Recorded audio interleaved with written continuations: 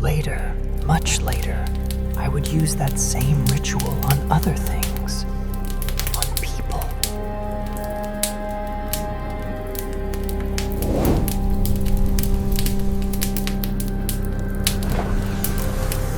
Another entry revealed. The Fictional Diaries of Jeffrey Dahmer.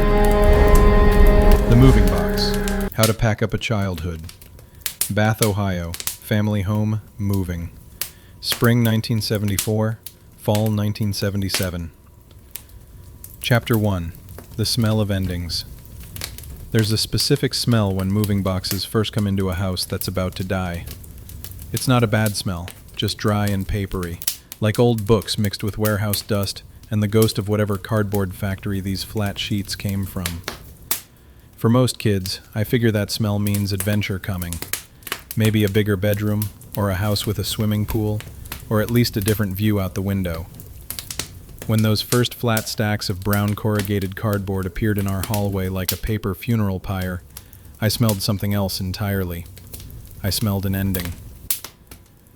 I was 14, old enough to read the signs, old enough to understand that when the boxes show up, it means the fight has finally grown a body made of packing tape and magic marker labels. The boxes sat there for 3 days before anyone touched them, like evidence of a crime nobody wanted to acknowledge. Dad would walk past them on his way to the kitchen, his steps careful and deliberate, as if they were landmines that might explode if he stepped too close.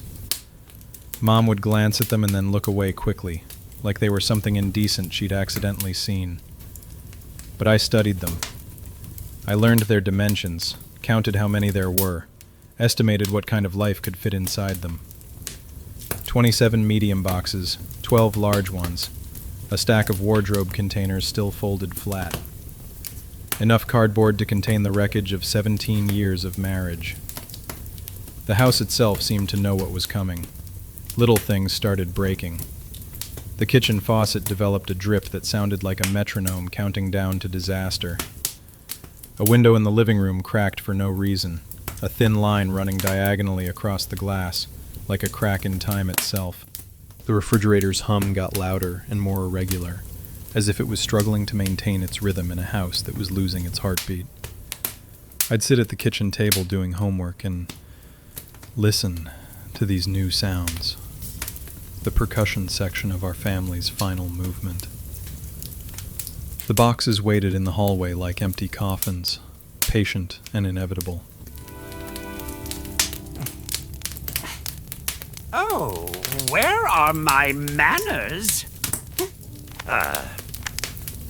My name is Grimwick.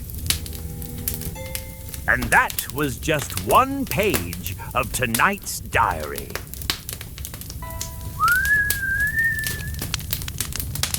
Chapter 2. 2 different methods of packing. When they finally started filling the boxes, it was like watching 2 different people try to solve the same problem using completely different mathematics. Mom packed the way she argued, in fast, desperate bursts that left casualties everywhere. She'd rip everything out of a closet and cram it into whatever box was handy, mashing down winter coats, burying photo albums under kitchen towels like she was trying to hide evidence of crimes she couldn't name. Her movements were frantic, almost violent.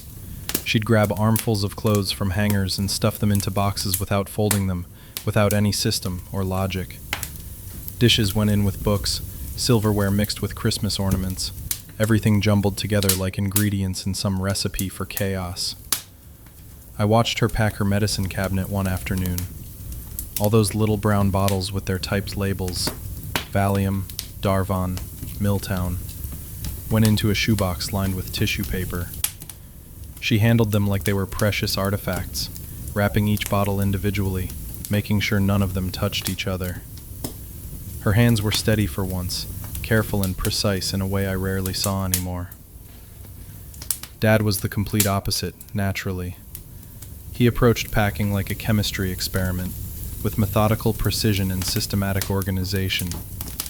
He'd assemble each box with perfect 90-degree corners, tape the bottom twice with strips that didn't overlap, then begin filling it according to some master plan that existed only in his head. He'd label everything in neat block letters with a black Sharpie. Kitchen, glassware, books, office, tools, garage. Every box had its category, its proper place in the taxonomy of our dissolving life. He was trying to impose order on chaos, like he could organize his way out of the divorce. They worked around each other like magnets with the wrong poles facing, always maintaining the exact same distance, never getting closer or farther apart. They were collaborating on the same project, but they weren't working together. They were like two actors who'd forgotten they were supposed to be in the same play. I stood between them, watching and learning.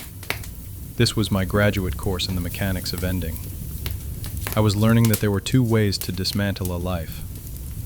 You could tear it apart in a frenzy of emotion, or you could take it apart piece by piece with cold precision. Both methods got you to the same destination. Chapter 3. The Echo of Empty Rooms. You think you're just packing objects, but that's not what's really happening. You're packing the history of every room. Every coffee mug wrapped in newspaper comics holds the memory of breakfast arguments. Every dinner plate has absorbed the silence that lived between the words during those last few months. I could see it as clear as daylight. They were packing up all the things they'd never been able to say to each other. All the accusations that had hung in the air like smoke. All the apologies that had died before they reached their lips. All the love that had slowly curdled into something unrecognizable. When a house starts to empty out, it begins to echo like a tomb. All the furniture and carpets and curtains are there to soak up sound, to make a space feel alive and soft. When they're gone, every noise you make comes bouncing back at you from the bare walls. Your own breathing sounds loud as a bellows. Your footsteps ring like gunshots on the bare floors. I remember walking into the living room after they'd moved out, the couch and coffee table and Dad's recliner. The room looked enormous and strange, like a stage set after the performance was over.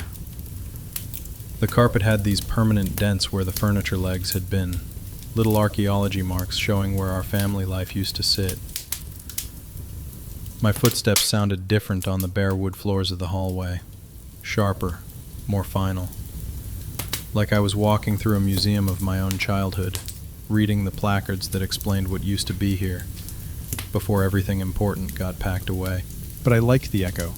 It felt honest, like the house was finally telling the truth about itself. Without all the furniture and family photos and other scenery, you could hear the raw version of our lives. It was like seeing the skeleton of something that had been wearing too much flesh. The empty rooms had their own personality. The kitchen, stripped of its table and chairs, felt like a laboratory where experiments had gone wrong. The living room, without its couch and television, became a dance floor where nobody was dancing. My parents' bedroom, with just the built-in closets and that stain on the carpet where Mom had spilled nail polish 3 years ago, looked like a crime scene. I'd go sit cross-legged on the bare floors and just listen to the emptiness. I imagined that every word my parents had ever said in these rooms was still stuck to the walls like invisible paint. Layer after layer of conversations going back to when they first moved in and still pretended to love each other. Chapter 4. Boxing up the invisible things. I started to wonder, what do you do with the stuff that doesn't fit in boxes? Where do you pack the sound of a door slamming at 2 a.m.? How do you tape up the look in someone's eyes that says, I'm not really here anymore? Where do you store the weight of silence that settles over the dinner table like dust? There were no cartons labeled for the invisible things, the emotional furniture that takes up the most space in any house. No disappointment, fragile stickers. No broken promises, handle with care labels. No boxes marked things we should have said but didn't. So I started packing those things myself. I stored them inside me, in that quiet archive I'd been building since the hospital. I became the repository for everything they couldn't bear to look at directly. Mom told me to pack up my room, pointing at a stack of flat boxes leaning against my closet door. "Just get it done, Jeffrey," she said, already walking away to deal with some other piece of the dissolving puzzle. There was exhaustion in her voice, the kind of tiredness that sleep can't fix. I did it without arguing. It was a job with clear steps, and I'd always been good at jobs with steps. I started with my model airplanes, a whole squadron of them lined up on the shelf Dad had built for me back when he still did things like that. Each Revell P-51 Mustang and F-4 Phantom came down one by one, wrapped carefully in newspaper so their delicate landing gear and antennas wouldn't snap off. I laid them in boxes so they weren't touching each other, so they had room to breathe in their cardboard coffins. Then I packed my books, Encyclopedia Brown, Hardy Boys, a few astronomy guides I'd checked out from the library and forgotten to return. I sorted them by size, small to large, like they were specimens in some scientific collection. I wasn't trying to be sentimental about any of it, I was just being precise. The world outside my bedroom was flying apart like a broken clock, so I was going to make the inside of these boxes absolutely perfect. Order was the only kind of control I had left, but it was still control. As I worked, I could hear their voices drifting in from other rooms. Sharp, angry sounds, echoing off the increasingly bare walls. They were fighting over who got the good silver, who had to take the broken appliances, whose fault it was that everything had gone to hell. But I wasn't really listening to the words anymore. I was too busy sealing myself off, concentrating on my own broken pieces, trying to make them fit neatly into rectangular cardboard containers. Chapter 5. Becoming Furniture. A kid in the middle of a divorce is like a piece of furniture that's too big for the moving truck. Nobody knows quite what to do with you. You're in the way. You make everything more complicated, and you don't fit any of the standard categories on the moving company's inventory list.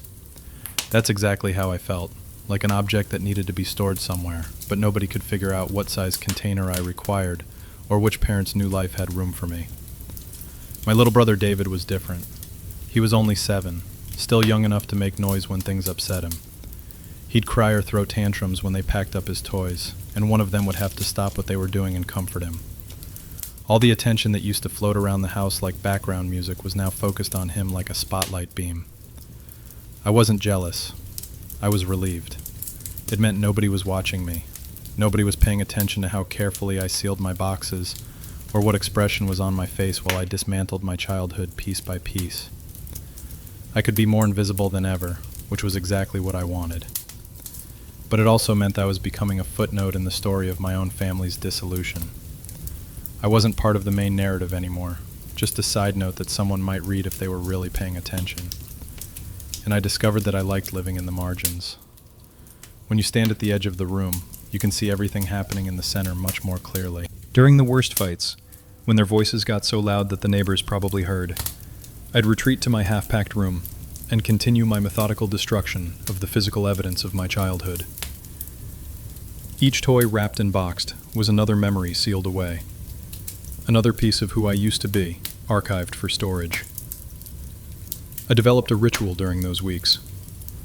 After I'd sealed a box with packing tape, when nobody else was around, I'd put my palm flat on the cardboard top. I'd close my eyes and think, very clearly, "Now you belong to me." It was just a game, but for those few seconds, it gave me a feeling of power I'd never experienced before. The box was mine. What was inside it was mine. Nobody could take it away, or break it, or use it against me in an argument. I was claiming ownership of pieces of my own life before they could be divided up in the divorce settlement. Chapter 6. The Ritual of Ownership. That ritual, the hand on the box, the silent claim of ownership, became my secret religion during those months of dismantling. It wasn't about the objects inside the boxes. It was about control. About getting ahead of the loss by claiming things before they could be taken away. If I possessed something completely, it couldn't abandon me the way everything else seemed to. It couldn't be used as a weapon in someone else's war. It couldn't disappear into the gap between what used to be and whatever was coming next. I started applying the ritual to other things, My notebooks from school, hand flat on the cover, silent claim of ownership. My clothes folded in drawers, each item touched and claimed before it went into storage. Even things that weren't technically mine, books I'd borrowed, toys that belonged to David, household objects that would be divided up according to legal formulas I didn't understand. The ritual made me feel like I was building something, instead of just watching everything fall apart. I was constructing an invisible inventory of things that belonged to me, in ways that had nothing to do with legal ownership or parental authority. These were things I'd claimed through conscious intention, through the power of will and focused attention. Later, much later, I would use that same ritual on other things, on people, on moments, on experiences that I wanted to preserve exactly as they were, without the possibility of change or loss, or the natural entropy that seemed to destroy everything beautiful in the world. But back then, it was just boxes, just a 14-year-old kid trying to maintain some sense of agency in a situation where every adult had lost control. Just a way of saying this is mine in a world that seemed determined to prove that nothing really belonged to anyone for very long. The house grew quieter as more rooms emptied out. The refrigerator hum became more prominent, like a bass note in a song where all the other instruments had stopped playing. Sometimes I'd hear Mom crying in the bathroom that leaked under the door like water. Sometimes I'd hear Dad on the phone in his study, his voice, as he made arrangements for his new apartment across town. But mostly I heard the sound of tape being pulled off rolls, the whisper of newspaper being wrapped around breakable things, the hollow thump of objects being placed in cardboard containers, the sounds of a life being archived, one piece at a time. Chapter 7. Loading the Truth. The last day in that house, the place had become a complete stranger. With all our furniture gone, you could see its secrets. Dark rectangles on the wallpaper where family pictures had hung for years, scratches in the hardwood floors that the area rugs had always hidden, nail holes and scuff marks, and all the small damages that accumulate when people live somewhere long enough to stop being careful. The house was showing its bones, standing there naked and honest. No masks, no decorations, no furniture to soften the hard truth of walls and windows and empty rooms. And I liked the nakedness. It was brutal, but it was real. Just the basic structure, the skeleton of what our family had been. Maybe that's where my real interest in structures started. In skeletons, in blueprints, in the parts of things that remain after everything else gets stripped away. The essential framework that supports everything else, usually hidden but always there, holding up whatever people build on top of it. The Allied Van Line's truck was enormous and yellow, parked in our driveway like a mechanical whale that had beached itself on our suburban street. The neighbors stood on their front lawns pretending not to watch our private catastrophe unfold in broad daylight. Mrs. Kowalski weeding her flower bed for the third time this week. Mr. Patterson washing his Oldsmobile again. The paint already spotless, but his hands needing something to do while he observed our family's destruction. They'd nod and wave when they caught my eye, like it was any other Saturday morning. Like we were just rearranging furniture instead of dismantling 17 years of shared history. Their politeness was a kind of mercy, I suppose. Nobody wanted to acknowledge what they were really witnessing. The movers worked with professional efficiency, loading our archived life into the truck according to some system that made sense to them, but looked like chaos to me. Boxes stacked on boxes, furniture wrapped in quilted padding, everything secured with straps and rope. Our family's story reduced to cubic footage and weight distribution. I carried box after box, my arms aching from the repetitive motion. Nobody asked me how I felt about leaving the only house I'd ever known. Nobody asked what I was thinking as I watched my childhood get loaded into a truck by strangers in gray uniforms who'd be gone by dinner time. I was just another object being relocated, another piece of cargo to be transported from point A to point B. And that was fine with me. Objects don't have to answer uncomfortable questions or pretend to have feelings about situations they can't control. When I try to remember the actual move now, the drive to Mom's new apartment, The first night sleeping in a different room with unfamiliar sounds and shadows. Most of it's gone, dissolved into the general fog of that summer. What I remember clearly are the boxes. Stacks and stacks of brown cardboard rectangles, each one labeled in Dad's precise handwriting or Mom's hurried scrawl. They were the real journals of our family, those boxes.